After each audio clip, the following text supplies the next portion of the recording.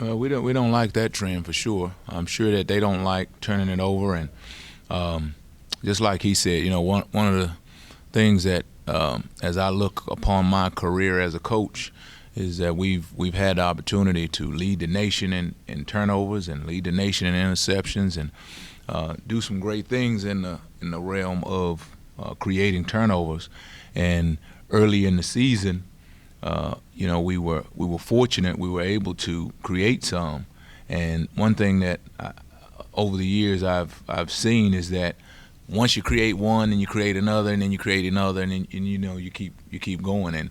And quite the opposite is that when you're struggling to create them, you got to get over the hump to create another one. In the game versus Navy, we create a turnover, but we give it right back on a penalty.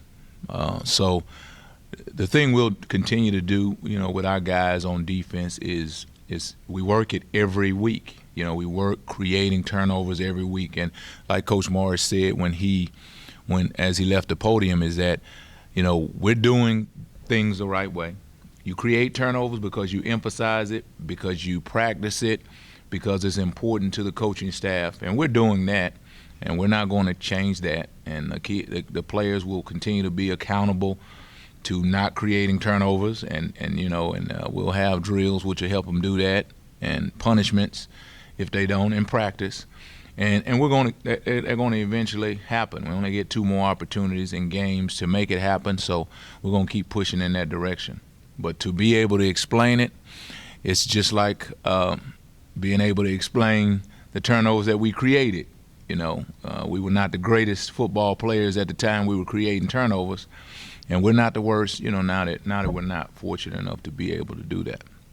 When you look back at the film, did you see either in your defensive line or maybe your front seven? Did you see any hesitation on their part for fear of looking out for cut blocks and maybe taking their eye off? Well, that's one of the things that offense will do to your not just your defensive line, but your defense in general. I didn't see that from the defensive linemen, but I definitely saw it from the space players, the skill guys, because the defensive line, your cut block, they deal with that all the time, offensive linemen cutting. Safeties don't necessarily deal with it a lot. Cornerbacks, they don't necessarily deal with it a lot. So, you saw some hesitation from those guys.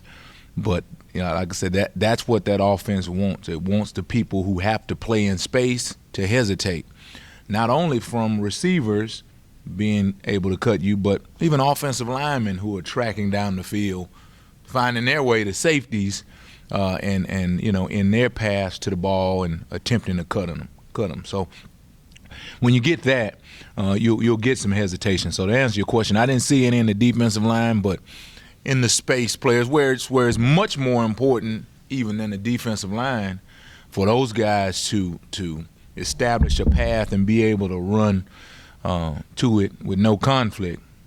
And we had some in this game. Zach Wood said it's a little easier for him to prepare for Tulane just because they have a more traditional blocking scheme. Is it easier for you and your staff to compare facing a more traditional style offense? Well, it's like we said all along, is that, and said it to our players as well. That offense was different than any other that we had seen or that we will see. So, because we'll continue to have to play those guys. So there's things that you have to put into a memory bank to learn to help yourself the next season.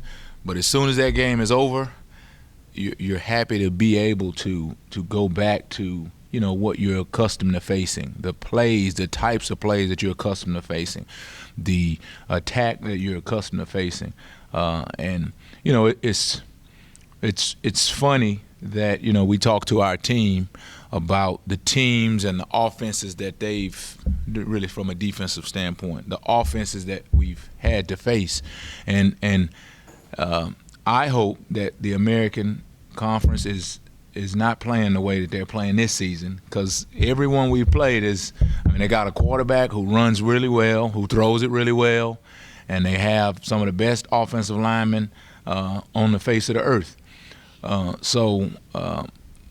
again, that's what we faced in Navy.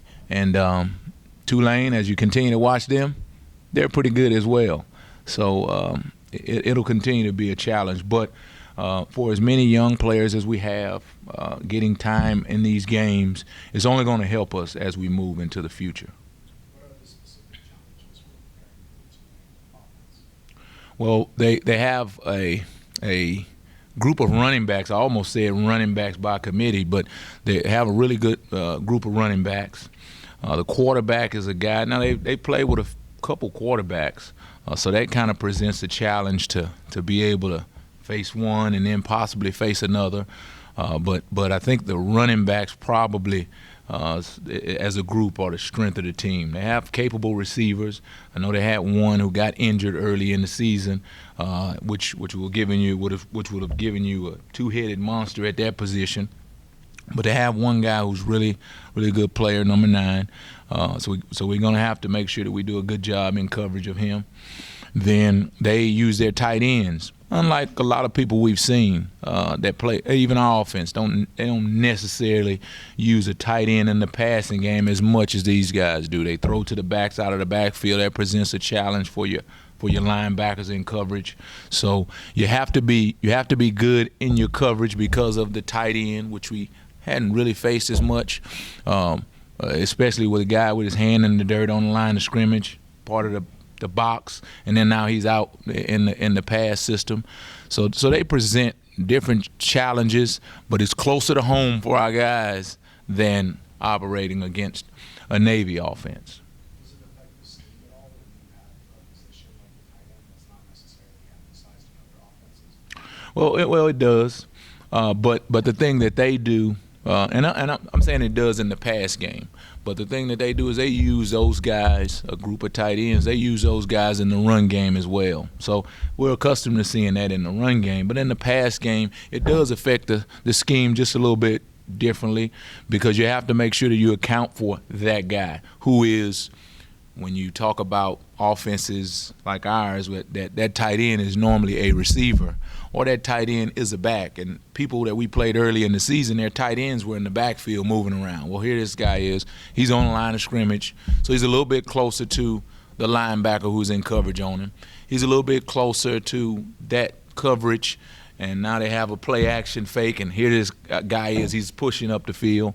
So it just presents a slightly different challenge, but, he's still a receiver in coverage, just lined up in a different way. You said Tulane often plays 2 quarterbacks. How similar are they? Or is it like night and day when they flip from one to the other? Well, they're not. They're pretty much the same guy, but one of them runs a little bit better, and you know how I am versus running quarterbacks. No, I'm just joking. One runs a little bit better than the other, but they still operate the same way in their system. The only worry you have is, okay, will the offensive coordinator, will Tulane, in their preparation say, hey, well, let's see if we can put the quarterback counter into our game plan. Well, as you scout Tulane, they don't have that in their system. So we're not going to chase ghosts. We're not going to show our players a quarterback counter if it's not something that they do. But when you have a guy with a little bit of running ability, we've seen over the course of the season teams do some things that they hadn't necessarily done, in previous games. So whenever you have a quarterback who has a little bit of ability to run, you can't act like that's not there. You've seen a lot of mobile quarterbacks this year, but when you played a team that used 2 different ones in Tulsa, and their second guy came in and he was a better running option. That's right. Your defense snuffed him out several times in a row. Mm-hmm. Do you see tendencies like that in the Tulane offense when they flip from one to the other? Well, we'll talk to our players, about we'll talk to our players about that. And like I said, they're not very far apart in terms of their mobility, but you still have to, as a defense and as a player who is studying the opponent, you still have to be aware that they run some zone read plays where, if you don't account, there's some quarterbacks, he's not going to run it. He will not run it. So we're going to focus on the running back. Well, these other guys, if you totally focus on the running back, then, you know, the quarterback. Now, they won't do it much because they don't want to injure the quarterback, but they'll keep it just enough to keep you honest. How has Coach Morris's leadership this semester and this season helped the program or changed the program? Well, I believe that in whatever you do, the leadership always is. It's like people say when we talk about players. Players, they do whatever their coach does, and our program is as led by Coach Morris. From the staff, I think any coach would come in here and he'd say, in terms of what we're doing, he'd say the same things, is because we all believe in Coach Morris and these players believe in him. And when you have someone who's genuine, who is secure in his leadership and is committed to doing it the right way, people are generally going to follow that person. And I think that's what he presents to our team, is we've defined the culture. We said this is who we are, this is what we're going to do, and no matter where we've been as a team, as a program, Coach Morris has walked in there with these players, and he's been that. He's been what he said he was going to be. When he came here and he initially met them, and they said, this is what we need from our coaches. This is what we need from the program.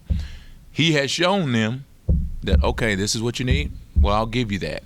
And to a man, I think these kids, these players, understand that there's a certain level of accountability that comes from the coaches, but then there's a certain level of accountability that is just due to the players.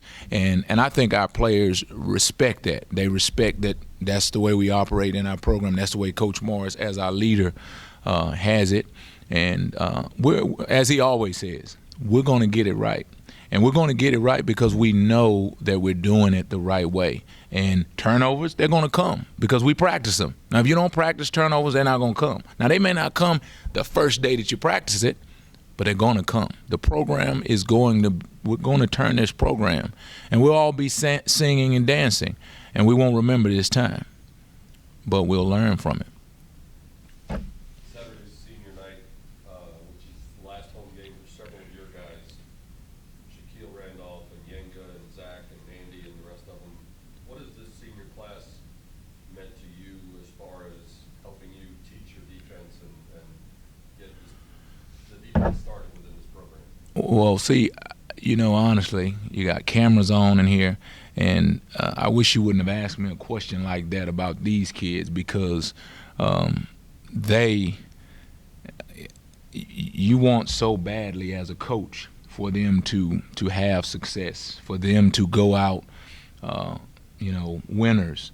And you know, winning is not always measured by the scoreboard, but we want to be able to give those guys what they deserve, according to their work, according to their commitment to working to get this program the right way. Talking to those defensive guys specifically, from Shaq to Zach, I've been, now nobody wants to lose, everybody wants to win, but this probably has been one of my most gratifying years as a coach, because you're working with players that when you go to sleep at night, you don't have to worry about them getting in trouble.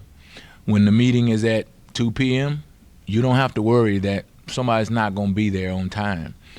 When the bus leaves at 4, you know that everybody's going to be on the bus. When you ask them to do things, they're doing the best they can to do it. And across the country and in the world, if you're not getting wins and losses, that other stuff that I just said, it really doesn't mean anything, you know. And as a coach, I used to be that way as well, you know. But I understand now. I think we're all here for a reason. I think God put me here in this situation this season to learn how to handle losing. Because if I would have had to do press conferences some other years in my career as a young coach, I probably would have broken this mic many weeks, you know, and flipped this table over many weeks ago. But I've learned how to operate, and I think our players have learned a tremendous amount during this season. And like I said, it's not showing up in the wins and losses, but it will one day. And they are those guys that you talked about. They're leaving a legacy. They're leaving their handprints on this program that'll be alive for many years to come.